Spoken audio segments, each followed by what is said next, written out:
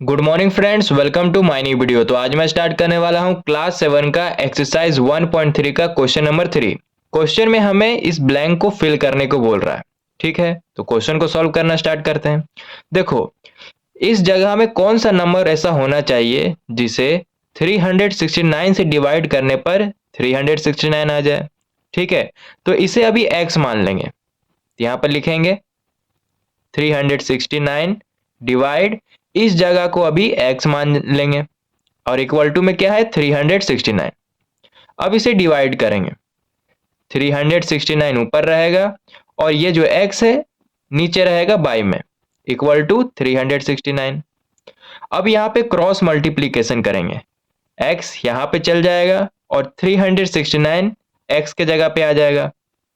तो हो जाएगा 369 बाई 369 इक्वल टू ये वाला x यहाँ चल गया है।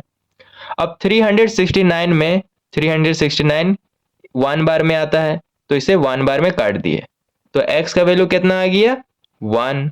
यानी यहाँ पे 1 पुट करेंगे तो 369 से डिवाइड करने पर 369 आ जाएगा। तो ए सॉल्व हो गया है। बाकी क्वेश्चन इसी तरह सॉल्व करेंगे।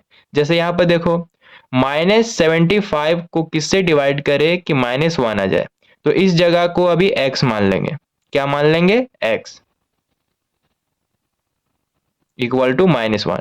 अब इसे डिवाइड करेंगे, -75 ऊपर रहेगा और x नीचे रहेगा बाय में, इक्वल टू -1। अब यहाँ पे क्रॉस मल्टीप्लीकेशन करेंगे, x यहाँ पे चले जाएगा और -1 यहाँ पे आ जाएगा, -75 बाई -1 इक्वल टू x। अब देखो ऊपर भी माइनस है नीचे भी माइनस है, तो ये माइनस माइनस कट जाएगा।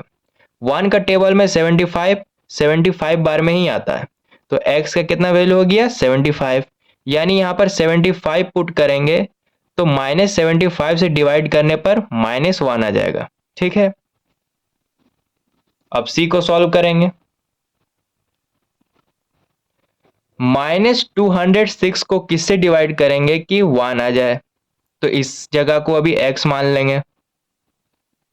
-206 डिवाइड x इक्वल टू 1। अब इसे डिवाइड करेंगे बाई x इक्वल टू 1। अब यहाँ पे क्रॉस मल्टीप्लीकेशन करेंगे, -206 बाई 1 इक्वल टू x। अब देखो 1 का टेबल में 206 कितना बार में आता है, तो 206 बार में ही आता है, तो x का वैल्यू कितना हो जाएगा -206। यानी यहाँ पर -206 पुट करेंगे तो -206 से डिवाइड करने पर 1 आ जाएगा। ठीक है, तो सी का भी आंसर आ गया। क्वेश्चन नंबर डी, -87 को किससे डिवाइड करें कि 87 आ जाए, तो इस जगह को अभी x मान लेंगे। -87 डिवाइड x इक्वल टू 87। अब इसे डिवाइड करेंगे, -87 बाई x इक्वल टू 87। अब यहाँ पे क्रॉस मल्टीप्लीकेशन करेंगे,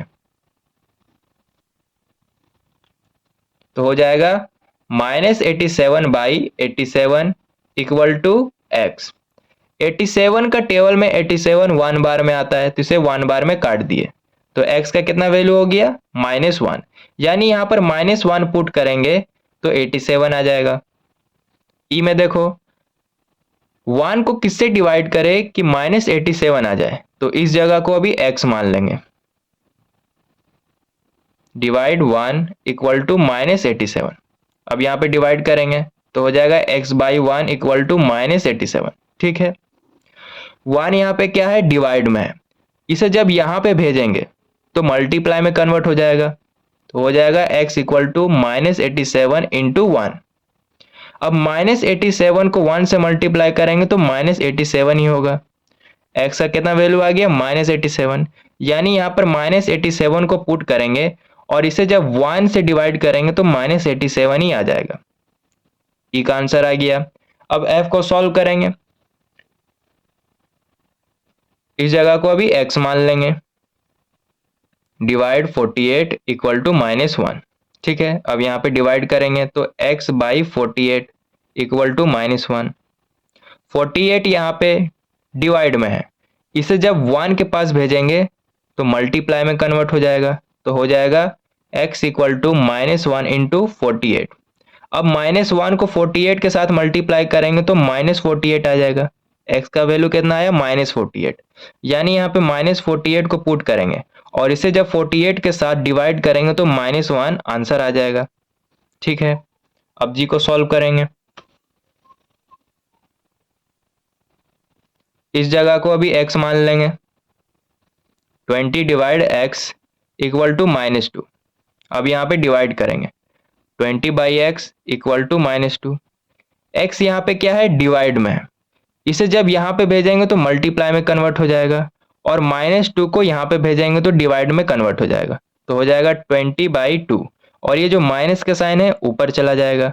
x को यहाँ भेजे हैं। 2 का टेबल में 20 10 बार में आता है, तो इसे 10 बार में काट दिए तो x का वैल्यू कितना आया -10, यानी यहाँ पर -10 को पुट करेंगे और इसे 20 के साथ डिवाइड करेंगे तो -2 आंसर आ जाएगा। h इस जगह को x मान लेंगे। Divide 4 equal to -3।